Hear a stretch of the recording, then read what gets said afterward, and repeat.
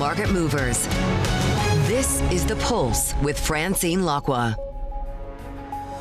Well, good morning, everyone, and welcome to The Pulse. I'm Francine Lacqua here in London. Now, the risk of a partial government shutdown is looming in the U.S. as Senate Democrats vow to block a giant spending package. Now, they're demanding that Republicans strip funding from the Department of Homeland Security after a Border Patrol agent fatally shot a man in Minneapolis. Now, the governor of Minnesota has called on President Trump to pull the immigration officers out of his state.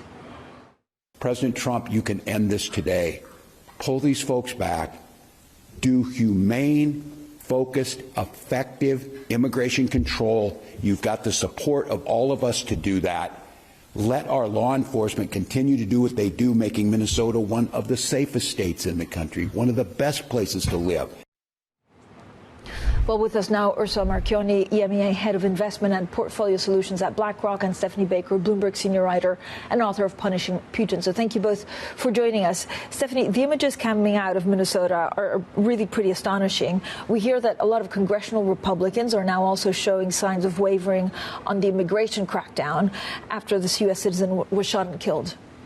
Yeah, there are a handful of MAGA Republicans that are coming out against this because of a number of reasons. For one, the fact that some of the Trump administration officials are saying he was brandishing a gun, and for many conservative Republicans, they view the Second Amendment right to bear arms as central.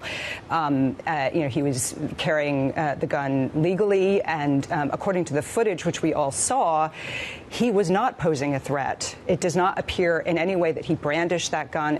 He was restrained and had taken the gun from him when the agent shot him multiple times on the ground. I mean, I think it was so shocking to everyone who saw it that I think it is a real turning point in this immigration crackdown by Trump. And you had that New York Times poll last week, which showed 61% of Americans think that ICE tactics have gone too far. So whether or not that funding bill will go through, whether or not they can strip out DHS funding from a number of other bills, that remains to be seen. That would prevent a wider government shutdown and prevent other agencies from being denied funding. Stephanie, I mean, what happens next? State and city officials keep on repeating their calls for federal officers to leave and also demanded that Minnesota's authorities take over this investigation. What happens next? Well, Trump gave an interview to the Wall Street Journal last night, briefly, saying that there would be an investigation. I think that is going to be the central theme, that there's going to be calls for a full investigation. The question is whether or not state officials will be allowed to take part in that, because I don't think there's any trust in the Trump administration to carry out a fair, thorough investigation of what happened. If DHS carries out the investigation, I don't think anyone will trust the findings of it, and whether or not the courts will intervene to try to make sure that state and local officials are allowed to participate. I think that will be a key factor to watch. I mean, crossing to the markets, Ursula, there's, we talk about a possible shutdown, trying to strip some of the funding, but it's not really playing out on the markets.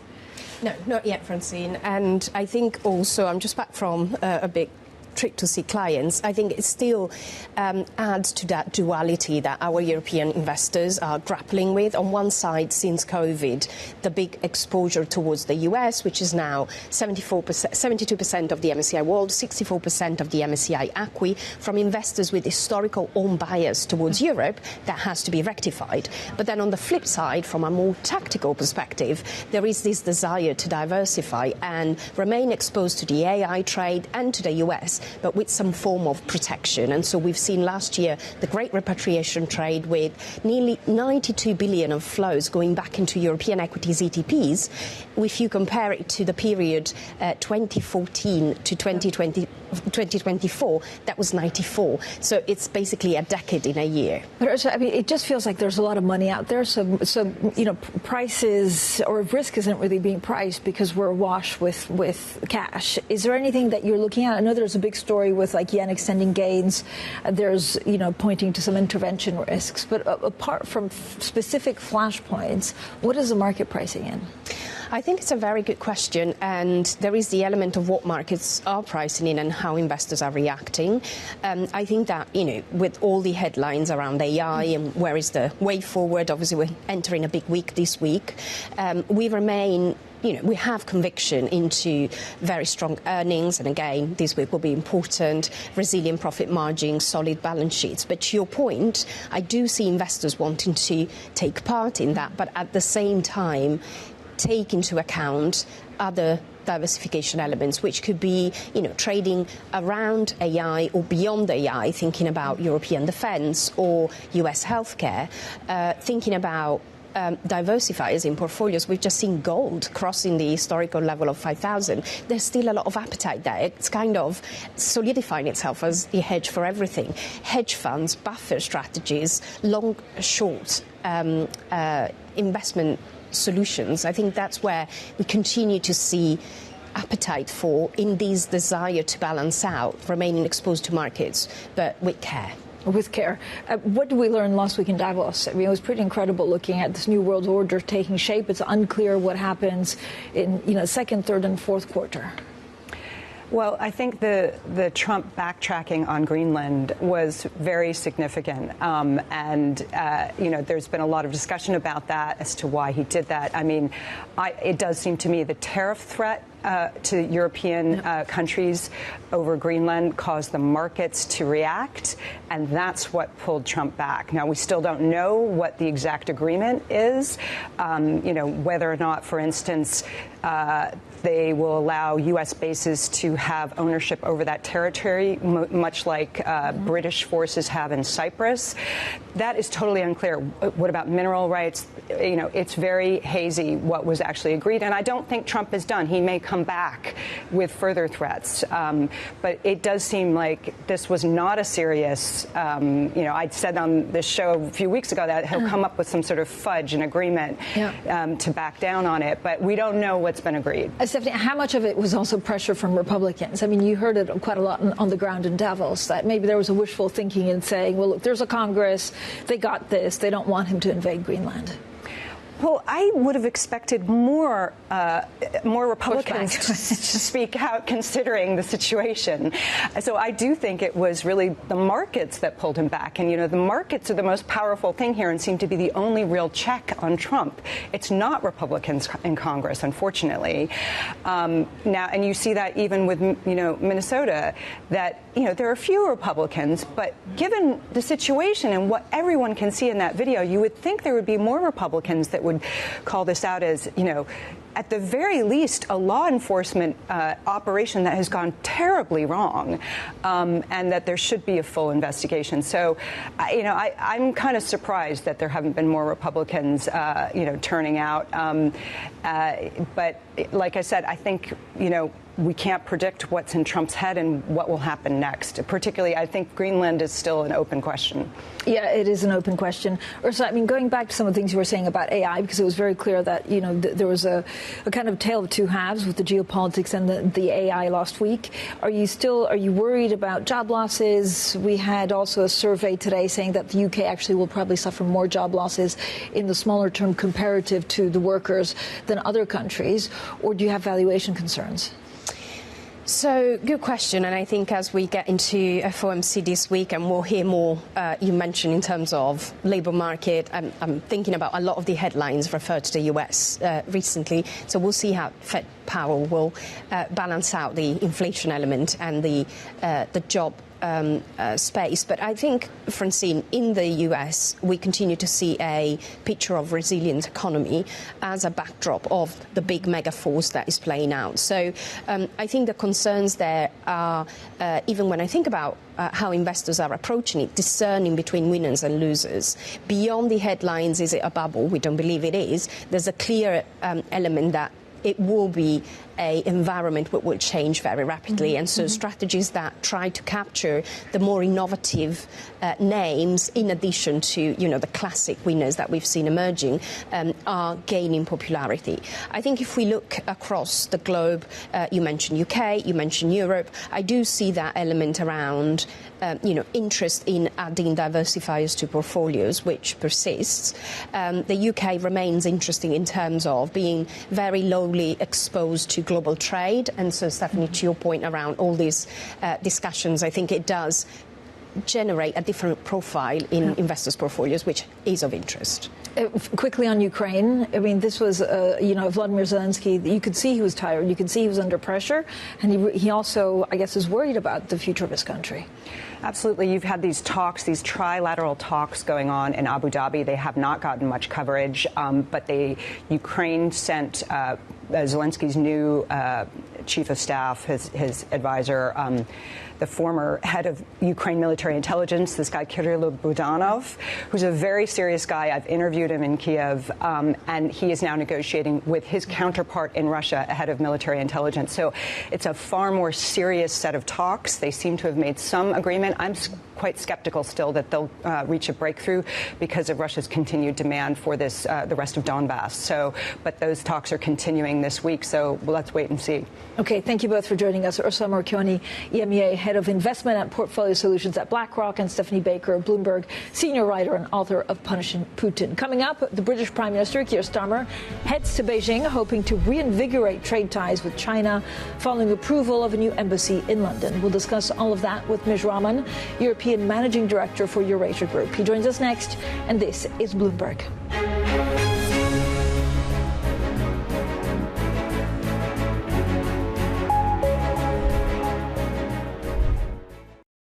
Wednesday, the Fed decides. It really feels like the door is closing for another interest rate cut. The economy is actually still in decent shape. The market is betting the Federal Reserve retains its independence. Trust Bloomberg to bring you the fastest coverage and exclusive analysis, including Powell's press conference. How does Fed Chair Jay Powell position himself as being politically independent? You don't plan on Donald Trump's economic vision. Tune in to Bloomberg Surveillance, The Fed Decides, starting at 1:30 p.m. Eastern.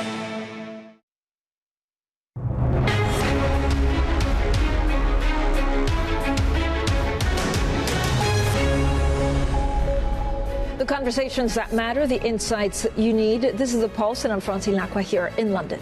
Now, the Chinese President Xi Jinping has moved to probe his top general and one-time ally.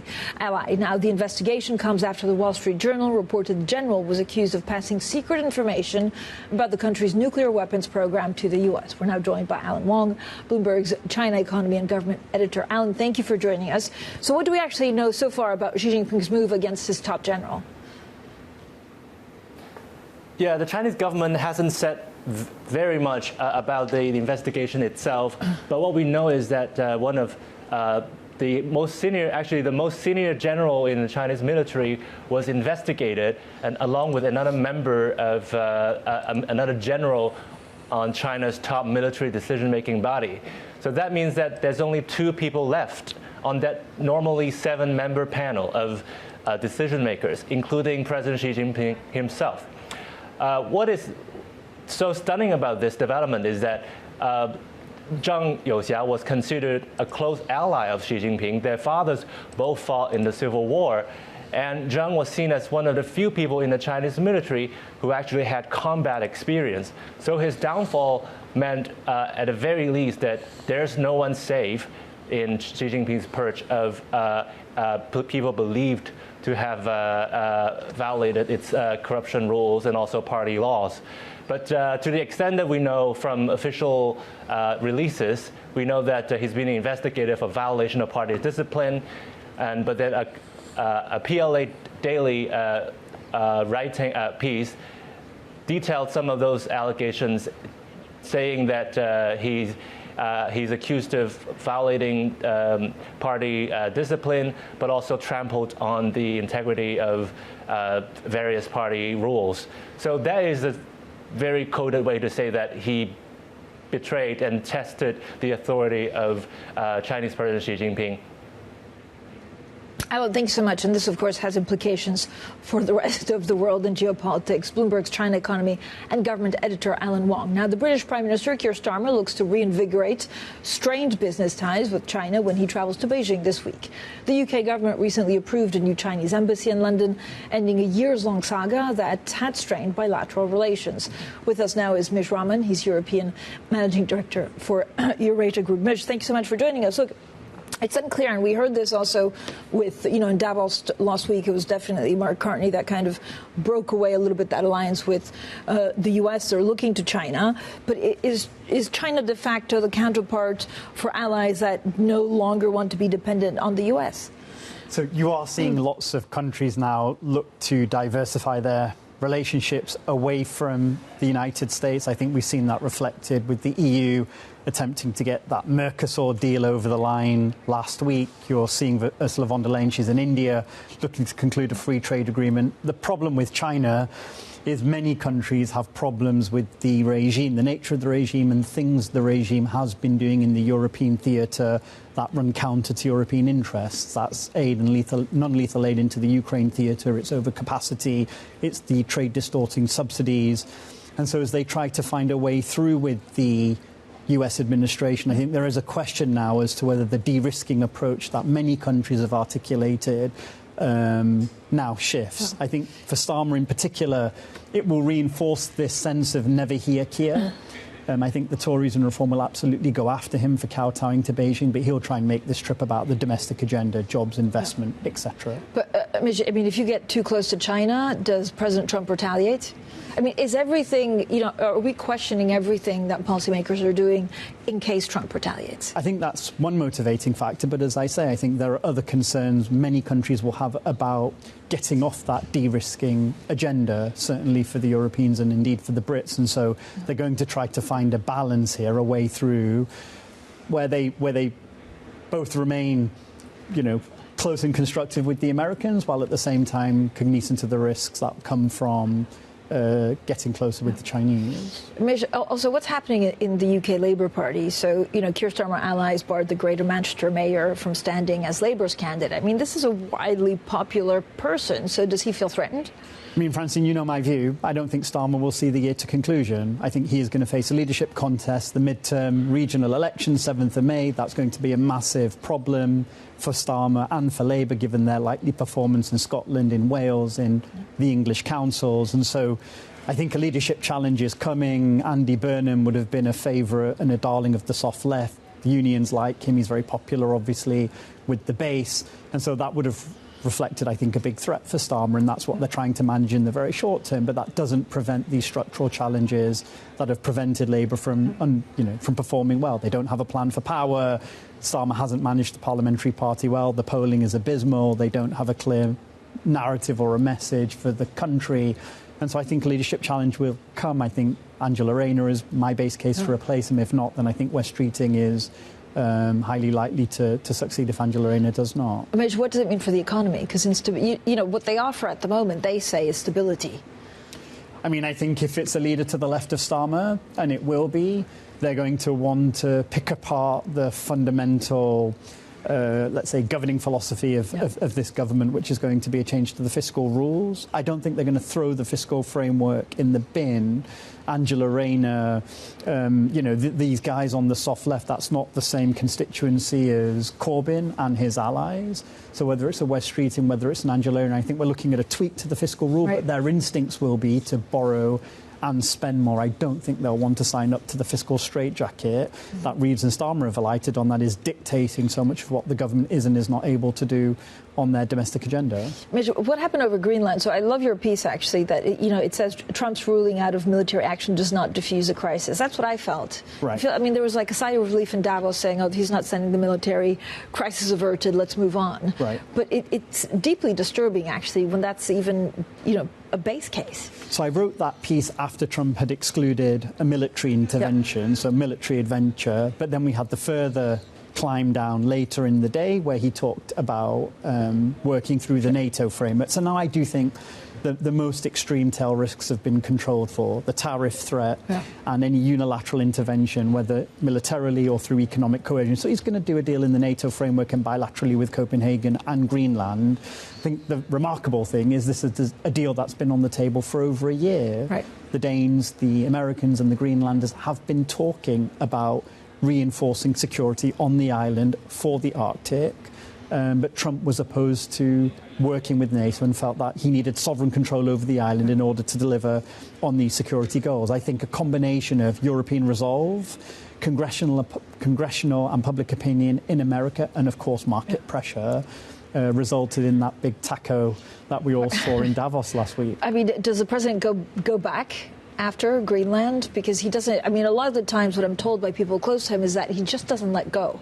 I mean, I think on Greenland, I think we're in a more boring negotiating corridor now. I think the risks have largely been controlled for, and I suspect there will now be an agreement that sees the Americans reinforce their security on the island, but they do it in a context through NATO with Rutte and bilaterally with the Danes. Maybe the upgrade, the 1951 treaty, that will give the US more of what they're looking for. Sovereign bases on the island is something that's been talked about. As long as that's done in conjunction with Denmark and Greenland, that may be a possibility. It doesn't mean other risks in the transatlantic alliance don't remain real. I mean, Europe has signed up to a 5% spending target by 2035 on security and defence. Many countries, Francine, just don't have the fiscal pathway to get there, the UK and France being two very obvious examples. And so at the moment of this midterm review, there may be a question when the Trump administration looks at the numbers and says allies aren't following through on their commitments. There remain very real risks in the Ukraine theatre. The administration... Which by and large is forgotten about. Which has been completely forgotten about. But again, where the administration is really pressuring Zelensky to concede to territorial concessions in the Donbass, in particular in Donetsk, in areas of territory that the Russians have not been able to win on the battlefield. So that remains an existential and very real risk for Europe. And of course, implementation of the trade deal is now stuck because the European Parliament said they're not going to ratify it. So that creates the risk of more bilateral tensions. There's, of course, things around free speech and the Digital Services Act and the Digital Markets Act. And so there are many irritants and many potential sources of friction in the transatlantic relationship that may blow things up again. Do you have a better understanding now what this new world order could look like? I mean, I think the Europeans are getting to grips with a new world order that isn't governed on the basis of rules and norms and institutions that they're so comfortable with. And I think we are beginning to see the Europeans flex a little bit more. But again, Francine, you know, it's about that Draghi agenda on economic competitiveness. It's about capital markets union, about the tech ecosystem, about doing more to ensure the Europeans, as Macron has always said, can be more strategically autonomous. And I think there is still some ways to go. Is there a timeline problem that you can be more autonomous, but it takes time to build up your supply chains, to have access to rare earth? I mean, I think it's a crisis and non-crisis context problem for the Europeans. I think there's always this question about, will Europe perform well in a crisis? And my general expectation is it tends to perform better than consensus suggests. The problem with Europe is it doesn't have a playbook for governing in normal times. So as soon as the existential threat has removed itself, as soon as the environment is a bit less menacing, everybody again begins to rest on their laurels, and some of these important reforms don't move forward. So interesting. Mij, thank you so much. Mij Rahman there, Europe Managing Director for Eurasia Group. Coming up, what does Europe need to do to boost business and deal making? We'll discuss all of that with Steenis from Oliver Wyman. That's next, and this is Bloomberg.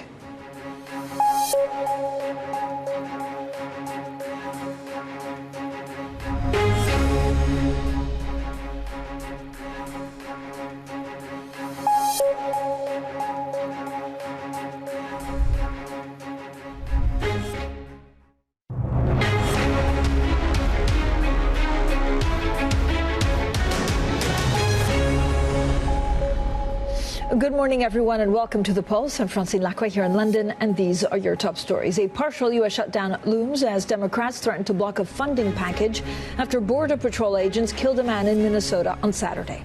Traders on high alert for intervention on the yen as Japanese authorities say they'll work closely with the U.S.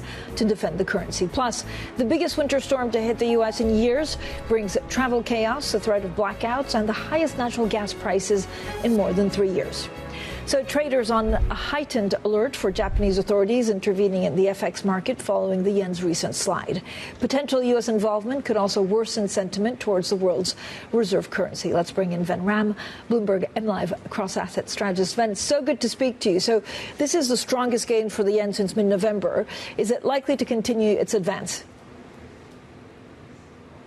Morning, Francine. I think definitely there's a case for the yen to be rallying in the short term. It's going to be a very tactical rally, particularly through the first quarter, I think, because what is clear from what has happened since Friday in the currency complex is the Fed New York is also in the act of weakening the dollar.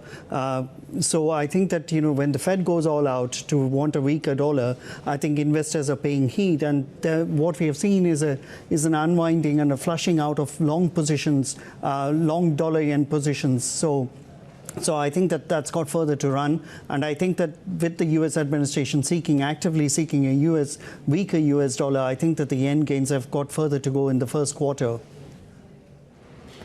So gold marching higher. What could, if anything, bring it down?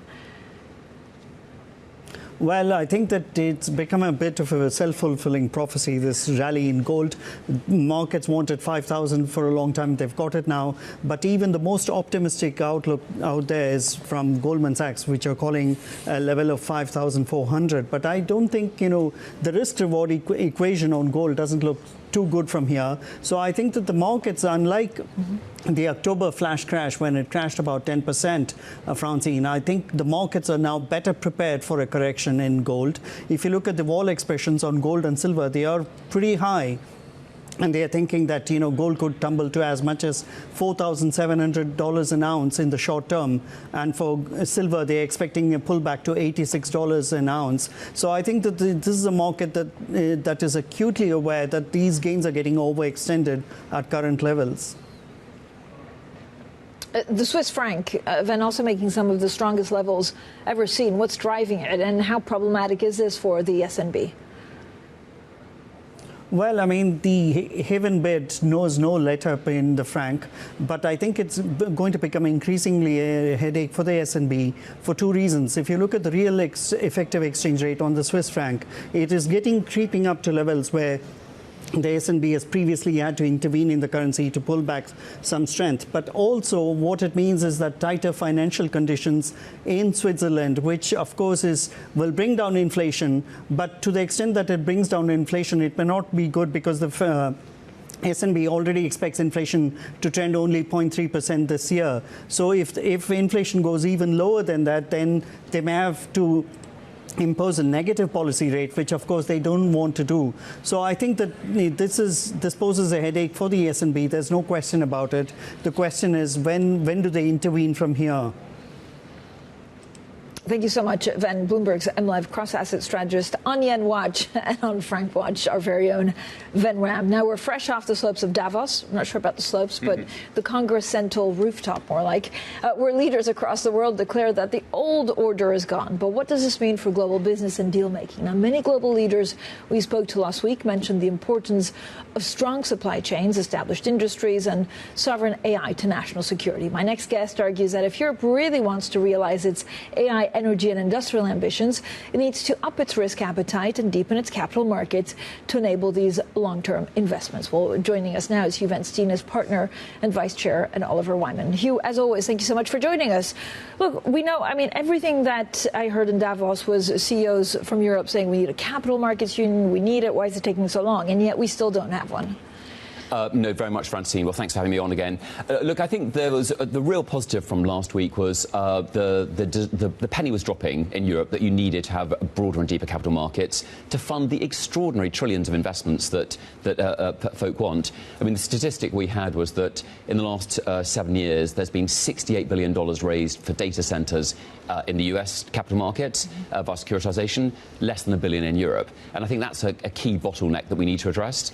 What's fascinating, though, is how many US investors are actually financing Europe's data centers. So it's one of the bizarre things. I came away actually one always thinks that what's the consensus trade at Davos? It was the end of globalization. I think that's too strong. I think it's de-risking rather than decoupling. And I see many reasons why there's still going to be plenty of capital flowing back and forth. But can the Europeans organize themselves and actually move away in terms of dependence to the US, which doesn't mean that capital doesn't flow. It just means that you're reducing your vulnerabilities. Well, look, so I think there's two aspects to that. One is could they, and the second is will they. I think what's fascinating is how even many large asset pools, asset owners that I met there, still were very bullish about US because of the tech dominance and the AI prospect and also other projects. And so even when you sell an asset, you need to find something else to buy. One of our good friends, Katie Koch from TCW, had a nice line about there's a quiet quitting from the US. There's a small slithers where strategic asset allocators are slicing and reconsidering, adding a little bit more to Europe, adding a little bit more to Asia. And that's my sense from having met many investors last week. What is the biggest fault for Europe? I mean, as you say, it's not the lack of savings. Is it a lack of risk appetite? Or is it a lack of capital? So I think it's it's a mixture of regulation and then the way the money's held. What we really need is risk capital. So it's venture capital, it's private equity, and sort of private credit. And it's the richness of those private markets where we're just a lot thinner. Mm-hmm. Now, the good news is there's many global pots of money which are coming to Europe to raise. I mean, I was also struck that last year there was a 40% increase in private credit raised in Europe, actually mostly from international investors rather than domestic ones, but we just don't have that depth and breadth of pension funds and long-dated. And so what I put in that piece was we really need to allow insurers to be able to put that patient capital to work. And it's that risk capital where we lack. Infrastructure is actually quite strong in Europe. Infrastructure is quite strong, but of course, what's really bizarre, Francine, that over the many years we've known each other, banks now are in the best health for 17 years. In fact, in some cases, probably better health than they were even before the financial crisis. And yet, the way regulations straitjacket them, they're not meant to do these 10, 15, 20-year projects. So they can do the development, but then they have to pass the baton to an investor. Yeah. And actually, it's the sovereign wealth funds, actually, who are funding a lot of Europe's infrastructure. Is there any regulation that actually you think is beneficial to Europe? I know there's always a joke, and I heard it many times in Davos, that actually Europe always regulates, that's why everything's constrained and they can't boom as much as the U.S. But when something goes wrong, maybe pockets of consumers will be more protected than the U.S. How do you weigh that? Oh, well, of course. Look, there's many aspects of regulation which are positive. I mean, we'll go back to it. If you look at it, Eurozone banks are in the best health they've been since 2009. In fact, their earnings share of Eurostocks is higher than it was since March 2009. So there's many aspects that we've cleaned up the system with good regulation. But also, it's highly unlikely that 17 years ago we got all the rules right. And so there's a level of recalibration we need. And I think sometimes the frustration is a little bit of bureaucracy not to look afresh about where there might be blockages. And particularly in a world where there are choke points, we do need to invest in infrastructure. We do need to have credit flow that little bit more smoothly. Do you see European companies, European investors, European pension funds moving away from, if not dollar-denominated, just U.S. assets in general? I think to a small extent. I mean, obviously, the scale of our markets is so much smaller than the US, even if someone sold half a percent. We have a lot of treasuries, though. Well, exactly. No, that's true. No. So on the bond side, I don't see as much. I see a small slither of reallocation. I mean, we saw it particularly Q2 last year. Then there was an increased investment in the States. Actually, what I came away from Davos was every conversation went back to gold, as you were just discussing. Gold, silver, platinum, copper.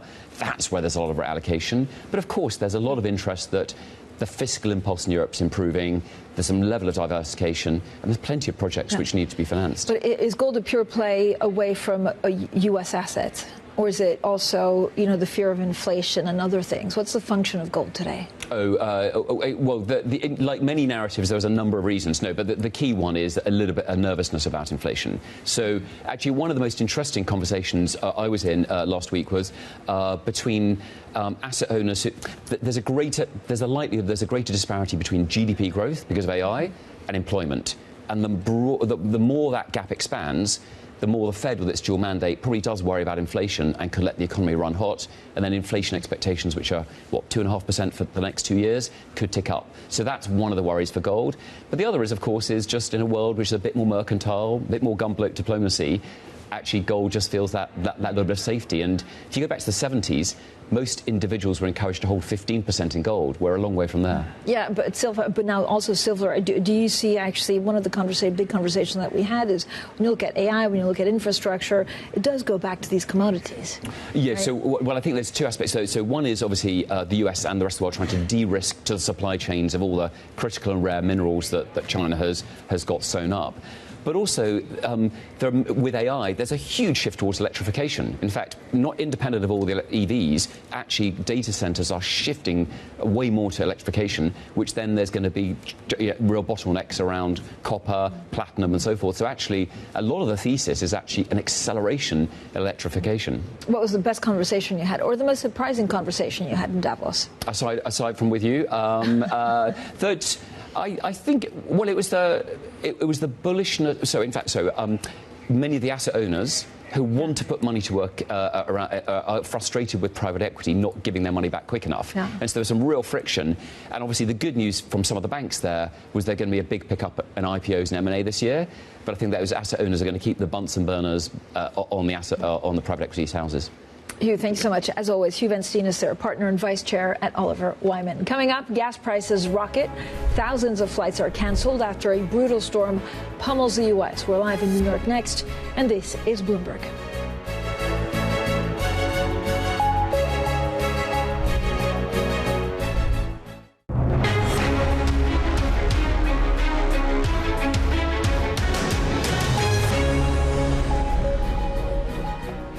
The conversations that matter, the insights you need.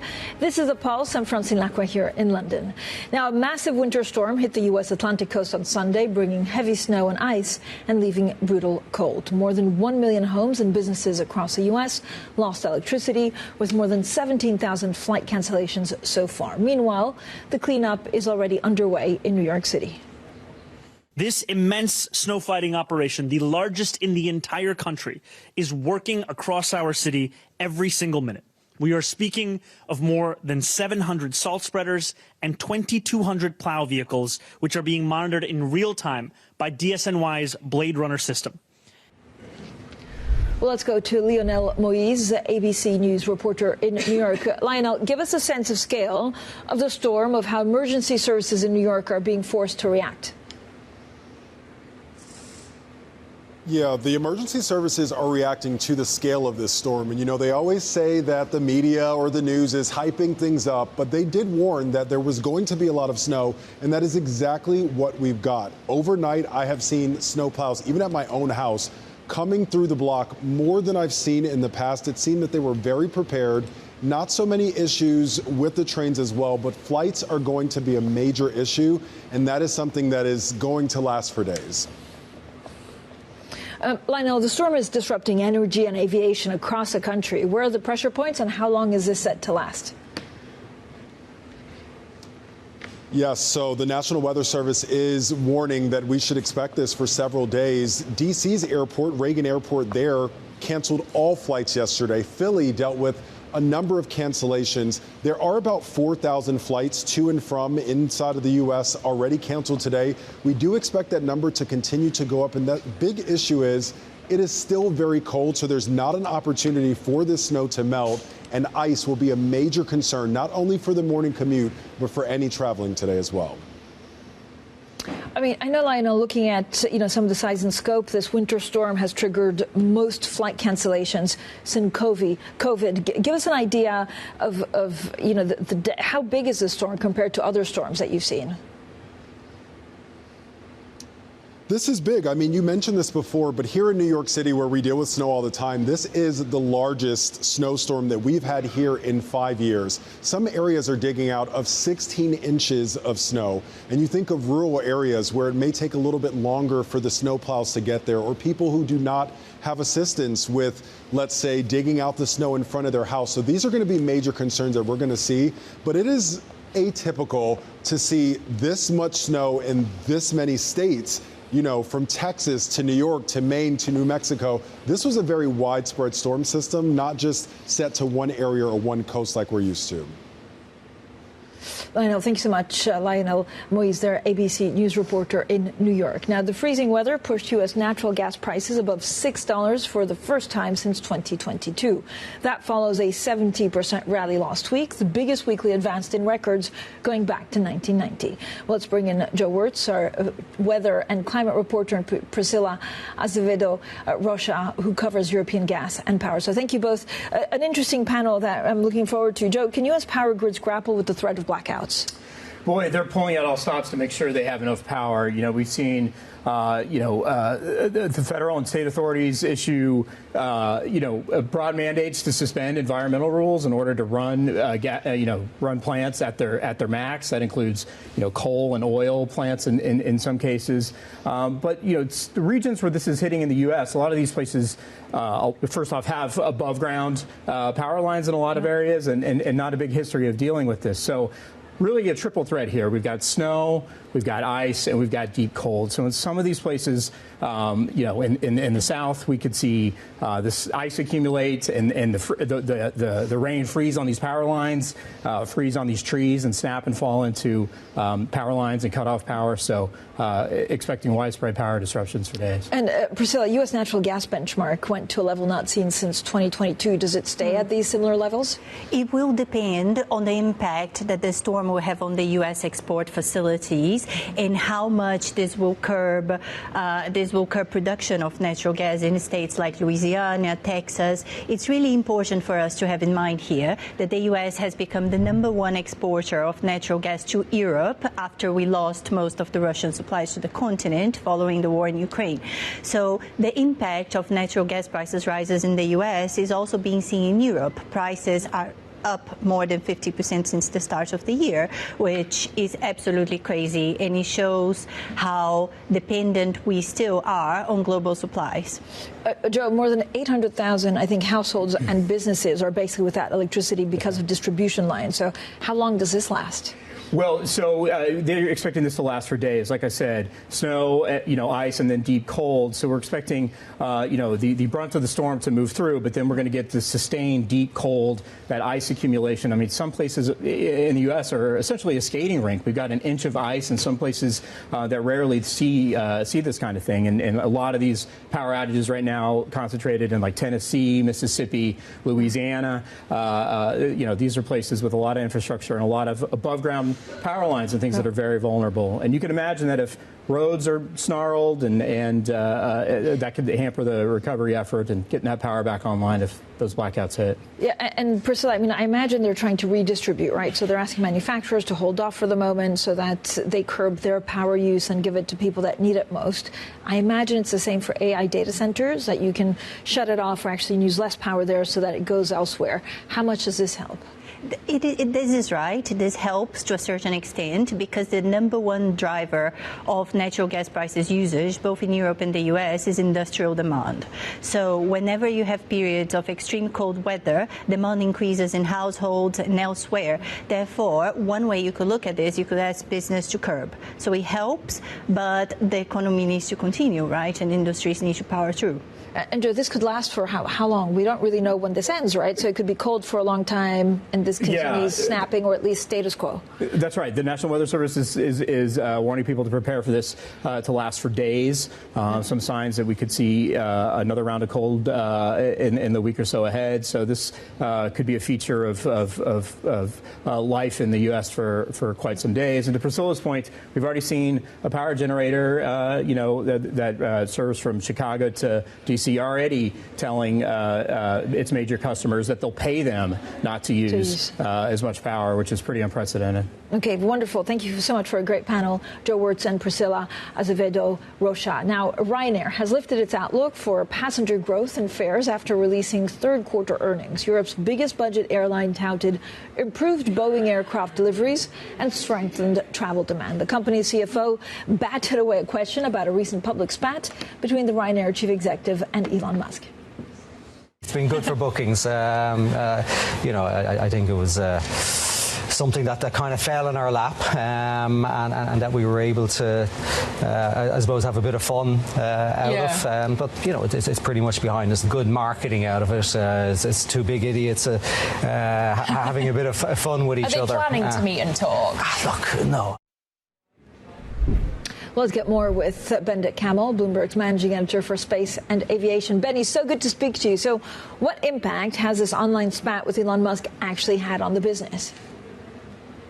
Well, we heard it here just from the CFO. He said it actually helped them because it gave them some marketing edge, and that the bookings were up slightly. I mean, it'll probably not have a market effect, but what it did do, it sort of reminded people of the Ryanair brand. It reminded people of brand Michael O'Leary, who always sees an opportunity when he can.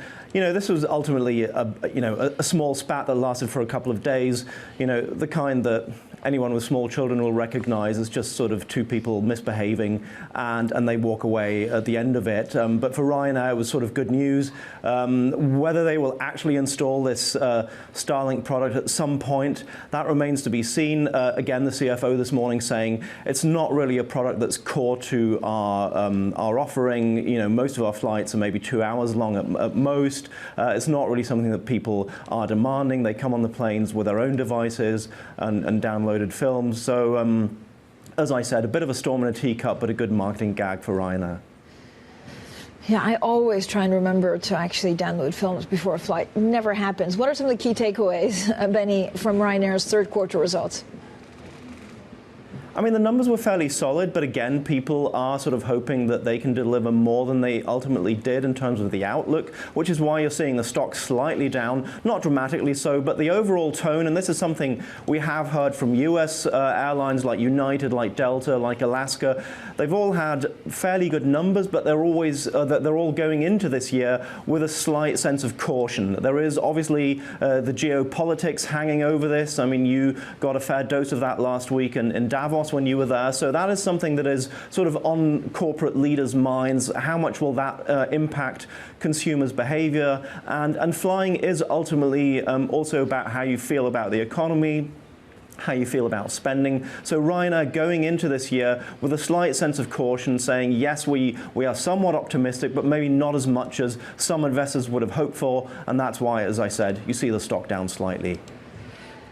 Yeah, Benny, you know what, when I was thinking, I mean, I did get a fair dose of geopolitics in Davos last week. And if you see this, you know, fight that could be brought to chief executives or business level between the U.S. and Europe, it's really, there's nothing as big as Boeing versus Airbus. I mean, what does it mean for air travel? Well, that is a big question that we'll probably see in the next couple of weeks. We already heard from the likes of IAG and British Airways in the last quarter that indeed transatlantic travel has had a bit of an impact. A lot of people in Europe are having second thoughts about going to the US. So far, the effect has been somewhat mild, but that could get worse. I mean, we've all seen the horrific pictures over the weekend out of the US and with a shooting, the latest one in Minnesota. And some people over here are positively spooked by this, and they're wondering, is this the place I want to visit right now? So that's something we'll keep a very close eye on. We did hear, for an instance, from the Airbus CEO over the weekend. He wrote an internal memo to employees saying, look, the year looks tough. You know, geopolitics are front and center, and we need to be very focused, but make no mistake, this will be a difficult year for us. So the tone is sort of set in terms of caution, being careful, and really keeping a close eye on operations, and that will feed through to the travelers. Benny, is Airbus at higher risk than Boeing? And actually, Ryanair, I know, relies quite a lot on the Boeing deliveries. Will they buy more European, or is the timeline, it just doesn't make sense? I mean, for the time being, Ryanair has no plans to go to Airbus simply because Airbus can't really provide the planes that Ryanair would need. But you raise an interesting point, sort of how will that duopoly between Boeing and Airbus play out over time? Airbus has acknowledged that Boeing has an advantage, and that advantage is called President Trump, who's obviously used Boeing as a tool for sort of his economic statecraft. So wherever he goes abroad, he, you know, in his slipstream, there will be some Boeing orders that he can use either for tariffs or, you know, for some diplomatic deal. That has helped Boeing, and Airbus doesn't have that advantage.